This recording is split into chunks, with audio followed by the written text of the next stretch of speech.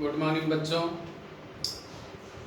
अपनी कक्षा 10 में जो राज्य सरकार का अध्याय चल रहा था उसमें आज हम पढ़ेंगे राज्य मंत्री परिषद का गठन। तो राज्य मंत्री परिषद की हम बात करते हैं क्योंकि जो मंत्री परिषद चल रही है अपनी, ये वास्तविक कार्यपालिका है। जो नाममात्र की या जिसे औपचारिक कार्यपालिका कहते हैं वो राज्यपाल माना जाता है, और जो वास्तविक मंत्री परिषद वो कार्यपालिका है वो है मुख्यमंत्री और मंत्री परिषद। केंद्र के समान ही राज्यों में भी संस्थात्मक व्यवस्था अपनाई गई है। तो अनुच्छेद 164 के तहत राज्य जो मंत्री परिषद है उसके लिए मुख्यमंत्री की नियुक्ति राज्यपाल करता है। तो मंत्री परिषद का जो गठन है उसके जो बिंदु है उनके माध्यम से अपन पढ़ते हैं। राज्य की मंत्री परिषद का गठन, इसमें पहला बिंदु है बच्चों मुख्यमंत्री की नियुक्ति। अभी अभी मैंने आपको बताया कि अनुच्छेद 164 के तहत राज्यपाल मुख्यमंत्री की नियुक्ति करता है, और वह मुख्यमंत्री किसको बनाता है? जो विधानसभा में बहुमत दल का नेता होता है उसको मुख्यमंत्री नियुक्त करता है। और ये चीज़ हमें हमेशा ध्यान रखनी है कि मुख्यमंत्री नियुक्त होते हैं, मुख्यमंत्री नियुक्त होते हैं। तो इस बात का ध्यान रखेंगे कि किस अनुच्छेद के तहत हो रहा है? अनुच्छेद 164 के तहत। इसके अनुसार मुख्यमंत्री की नियुक्ति होती है। और कौन करता है नियुक्ति? राज्यपाल करता है। दूसरा बिंदु आता है अपना मंत्रियों का चयन। मुख्यमंत्री की नियुक्ति के बाद में राज्यपाल मुख्यमंत्री की सलाह पर अन्य मंत्रियों की नियुक्ति करता है। मंत्रियों के जो चयन की बात है कि किसको मंत्री बनाना है, वो मुख्यमंत्री के विशेषाधिकार की बात होती है। यह मुख्यमंत्री का अधिकार होता है कि किसे मंत्री बनाया जाए। तो मुख्यमंत्री उनके नामों की सूची और उनके विभागों की सूची राज्यपाल को प्रस्तुत करता है, प्रेषित करता है, और राज्यपाल संबंधित व्यक्तियों को मंत्री नियुक्त करते हैं, उनका विभाग बताते हैं। तो ये मंत्रियों का चयन हो गया। इसमें मंत्रियों के चयन में कि कितने मंत्री हो, यह भी एक बात आती है कि कितने मंत्री हो। तो संविधान संशोधन 91वां संविधान संशोधन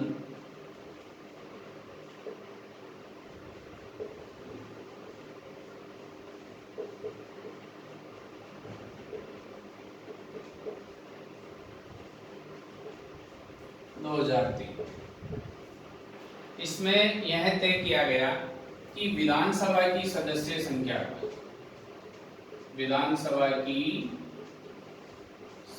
संख्या का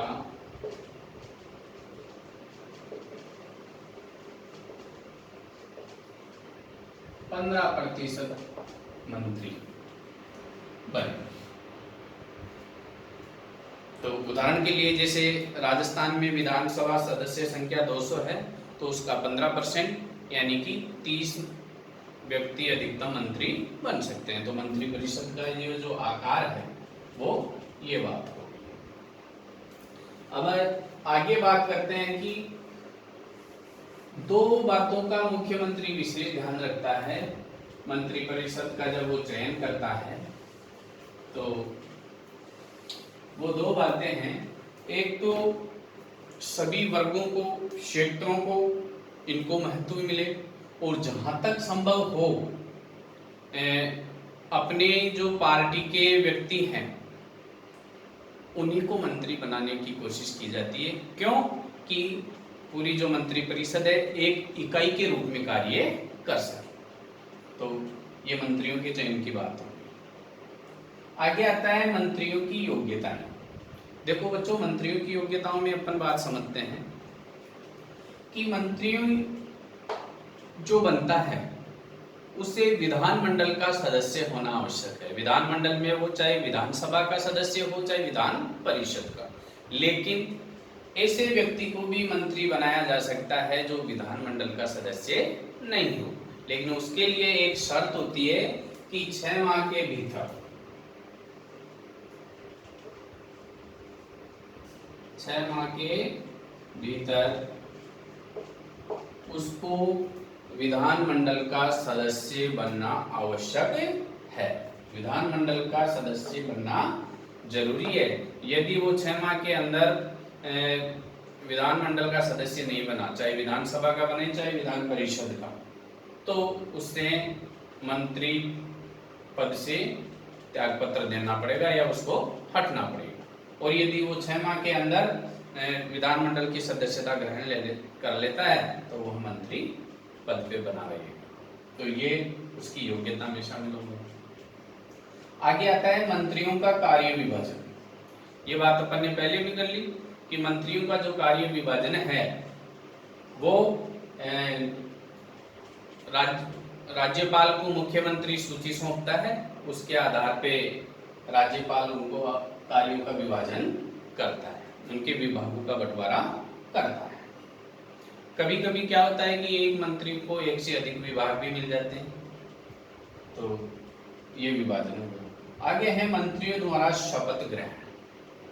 अब जो मंत्री होते हैं वो उनको जो शपथ है वो राज्यपाल दिलाता है, और वो भी 2 प्रकार की। कल भी मैंने लेसन में आपको बताया था कि मंत्रियों को 2 प्रकार की शपथ लेनी पड़ती है, एक कर्तव्य पालन की और एक गोपनीयता की।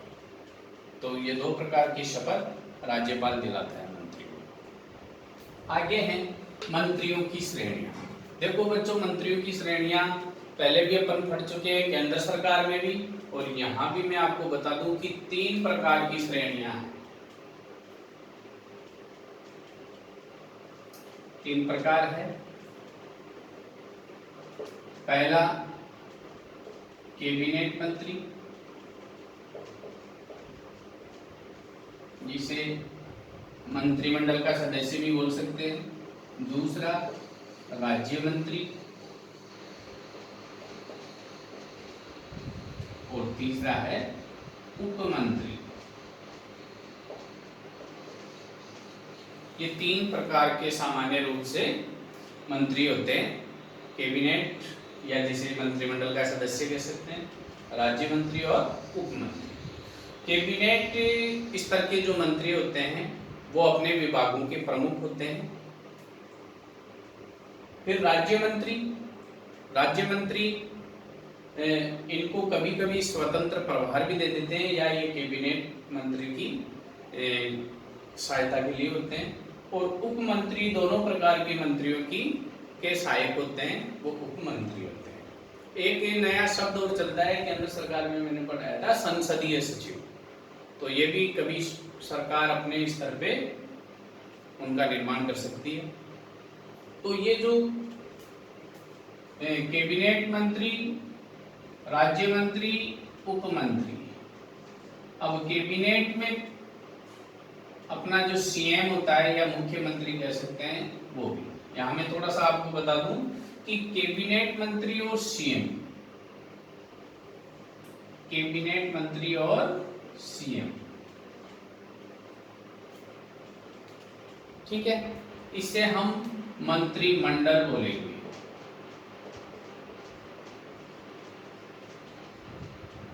और सभी को 1 2 3 सीएम साथ में है, यदि ये सभी होते हैं तो इन सभी को मंत्री परिषद बोलते हैं। वैसे केंद्र सरकार में मैंने आपको बता दिया था, वहां सीएम की जगह पीएम होता है, प्रधानमंत्री होता है, प्राइम मिनिस्टर होता है।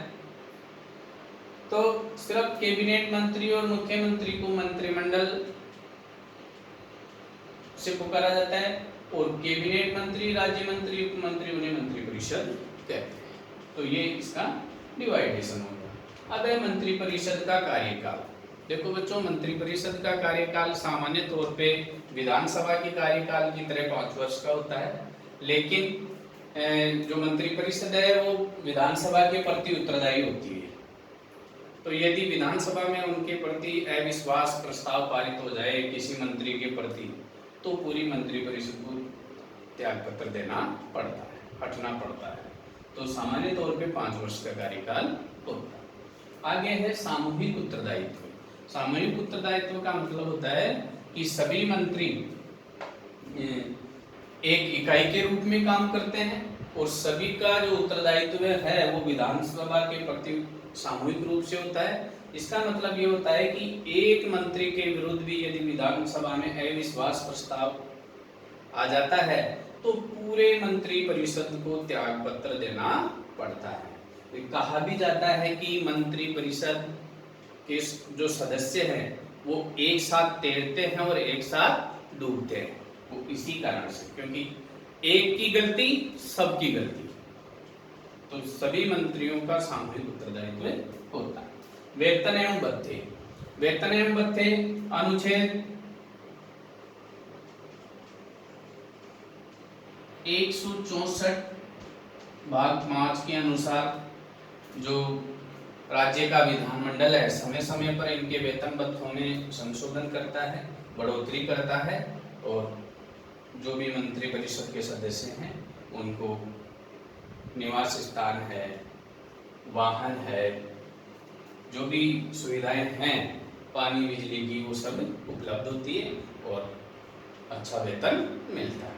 तो इस प्रकार ये मंत्रिपरिषद का गठन हो गया, राज्य की मंत्रिपरिषद। तो आज इतना ही। जय हिंद, जय भारत।